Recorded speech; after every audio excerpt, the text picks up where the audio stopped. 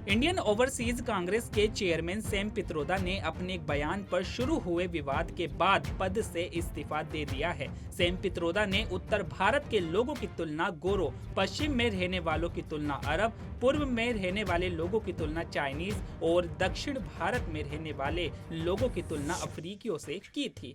पित्रोदा के बयान से कांग्रेस ने तो किनारा कर लिया है, लेकिन बीजेपी ने इसे बड़ा मुद्दा बना लिया है। ऐसे में उत्तर प्रदेश के उप मुख्यमंत्री केशव प्रसाद मौर्य क्या कुछ बोले, देखिए ये वीडियो।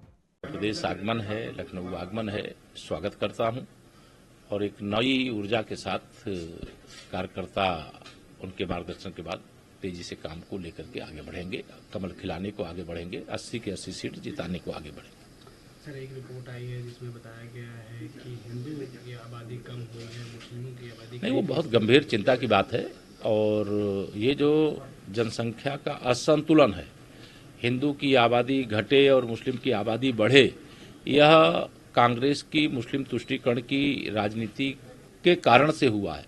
कांग्रेस पार्टी ने मुस्लिम लीग की तरह काम किया है। प्रदेश आगमन है, लखनऊ आगमन है, स्वागत करता हूं और एक नई ऊर्जा के साथ कार्यकर्ता उनके मार्गदर्शन के बाद तेजी से काम को लेकर के आगे बढ़ेंगे, कमल खिलाने को आगे बढ़ेंगे, 80 के 80 सीट जिताने को आगे बढ़ेंगे। सर, एक रिपोर्ट आई है जिसमें बताया गया है कि हिंदू की आबादी कम हुई है, मुस्लिमों की आबादी नहीं, वो बहुत गंभीर चिंता की बात है और ये जो जनसंख्या का असंतुलन है, हिंदू की आबादी घटे और मुस्लिम की आबादी बढ़े, यह कांग्रेस की मुस्लिम तुष्टीकरण की राजनीति के कारण से हुआ है। कांग्रेस पार्टी ने मुस्लिम लीग की तरह काम किया है, जिसकी वजह से ये आबादी का जो संतुलन बिगड़ रहा है उसका एकमात्र कारण यही है। इसीलिए इस देश में सामान्य नागरिक संहिता की आवश्यकता है। सामान्य नागरिक संहिता जैसे हिंदू एक विवाह करेगा वैसे मुस्लिम भी एक विवाह करेगा। ये नहीं कि हम 5 हमारे 25 के फार्मूले से आबादी का संतुलन बिगड़े, फिर देश के अंदर एक और पाकिस्तान की मांग पैदा हो। इस प्रकार की चीज़ों को रोकने के लिए सामान्य नागरिक संहिता इस देश में जरूरी है। सर, सैम पित्रोदा के बयान को कैसे देखते हैं आप? देखिए, कांग्रेस के अंदर जो जहर भरा है भारतवासियों के लिए, वो जहर निकल चुका है। कांग्रेस ने उनका इस्तीफा स्वीकार कर लिया है। इससे कांग्रेस इस जो जहर उगला गया है उससे बच नहीं जाएगी। लेकिन उनके विचार कितने गंदे हैं, उनके विचार इस भारत के निवासियों के लिए कैसे हैं, यह स्पष्ट हो चुका है कि किस प्रकार से हमारे भारत के एक हिस्से की तुलना चीनियों के साथ की गई, जिसके कब्जे में कांग्रेस की सरकार रहते हुए 62,000 वर्ग किलोमीटर हमारी जमीन कैलाश मानसरोवर सहित उनके पास है। जिस कांग्रेस के कारण से पाकिस्तान ने अभी भी जम्मू कश्मीर का एक हिस्सा कब्जे पर रखा है जो पीओके कहलाता है।